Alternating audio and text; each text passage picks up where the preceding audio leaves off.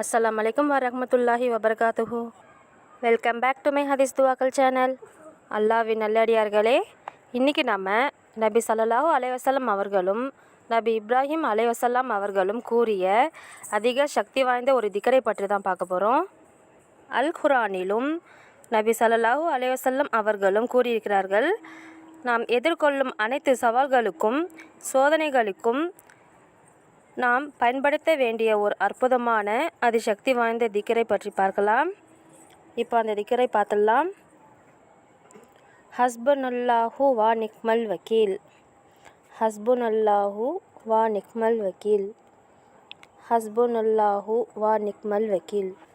அதன் பொருள், அல்லாஹ் எங்களுக்கு போதுமானவன், எல்லா காரியங்களுக்கும் பொறுப்பாளன். இதுதான் அதனுடைய பொருள்.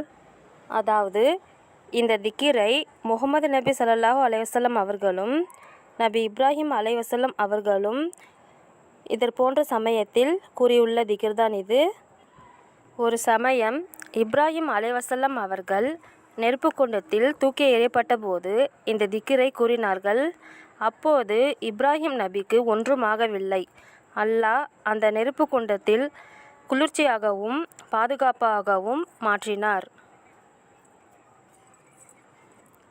அதேபோல் ஒரு சமயம் நபிகள் நாயகம் ஸல்லல்லாஹு அலைஹி வஸல்லம் அவர்களுக்கும் எதிரிகள் எல்லாம் ஒன்று சேர்ந்து சூழ்ந்து உங்களை தாக்க வந்து கொண்டிருக்கிறார்கள் என அச்சுறுத்திய போது, அந்த அச்சுறுத்தியத்திற்கு எல்லாம் கொஞ்சமும் அசையாமல் அவருடைய ஈமான் அதிகரித்து அவர் கூறிய வார்த்தை, அதாவது இந்த திக்ர் ஹஸ்புனல்லாஹு வா நிக்மல் வக்கீல், இந்த வார்த்தையை தான் அவர் கூறியுள்ளார்கள். ஆதாரம் புகாரி. நம்முடைய தேவைகள் நிறைவேற நியத் வைத்து இந்த திக்ரை 100 தடவை முழு மனதுடன் ஓதி வருவோம். நிச்சயம் பலன் கிடைக்கும்.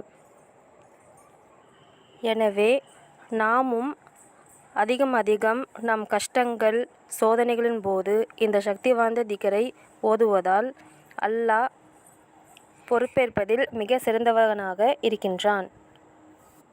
இன்ஷா அல்லாஹ் நாளை மீண்டும் சந்திப்போம். அஸ்ஸலாமு அலைக்கும் வரஹ்மத்துல்லாஹி வபரகாத்துஹு.